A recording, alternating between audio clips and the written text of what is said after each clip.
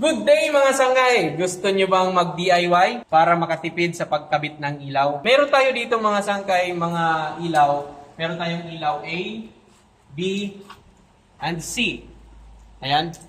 So yan mga sangkay, yung kanilang connection ay nandito sa isang utility box. So dito sa ating utility box, meron tayong isang power line at saka meron tayong tatlong neutral. So, ngayon problema natin kasi normal, isang power line at saka isang neutral. So, ang problema natin ngayon, saan tayo kukuha ng power line para sa dalawang ilaw. So, ang gagawin natin mga sangkay dito sa ating switch, lalagyan lang natin ng jumper. Ayan o. Simula dito sa switch A, jumper papunta sa B, B papunta sa C. Okay mga sangkay? So bago natin ikabit mga sangkay yung yung switch yung switch, identify muna natin mga sangkay yung ating ilaw. Kasi kailangan mga sangkay yung switch natin, yung sa taas ay A, B, and C. Okay? So paano natin ma-identify? Diyan papasok ang tagging mga sangkay. Ganito lang yan. Una mga sangkay, dito sa A, unahin natin itong A, i-ground natin or i-tatap natin, okay? Hirap nito Okay. Tatap natin. Alamin natin kung nasaan yung kaniyang linya. Tap natin yung kabila, yun natin pala dito kahit sa 1,000. Dito sa line, tapos yung kabila naman ito dito sa mga neutral. Dito tayo sa unang neutral. Ayun, pumalo mga sangkay. Yan o. Ayan, pumalo. So, possible yan yung A.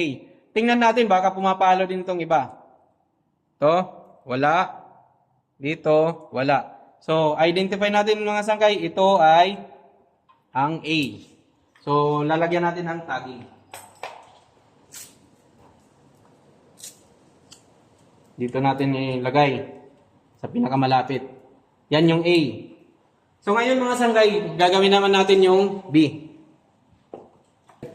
Tatap pa rin natin.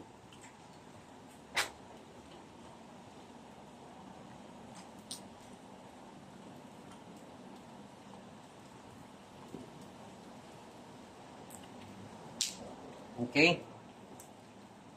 Ilagay natin sa power line yung kabila, yun ang ipang-identify natin. Hindi na natin isasali yun kasi yun na yung A. Identify, pumalo, yung isa, wala. So, identify natin, ito, yung B. Lagyan natin ulit ng,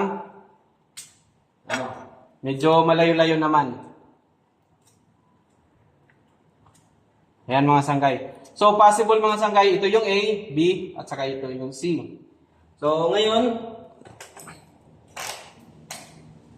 ikakabit na natin mga sangkay. So, ganyan. Kung may label yung yung switch nyo, kailangan nakatayo. Tapos, sa taas yung A. Paano natin gagawin?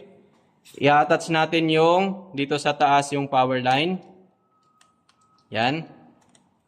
Tapos yung A, i-attach natin dito sa kabila. Dito. Attach. Now, attach na natin. Dahil naglagay na tayo ng jumper, i-attach na natin yung B. Ito. Sa susunod naman na, na switch. Hindi sa susunod na butas kasi dito pa rin yan sa A. Sa susunod na switch. Okay?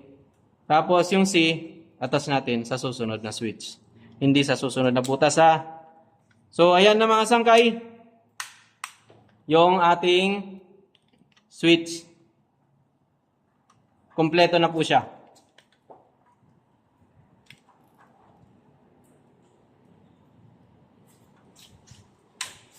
So yun lang mga sangkay. Para lang ito sa mga baguhan at gustong mag-DIY. Huwag kayong mag-alala mga sangkay. Safe yan.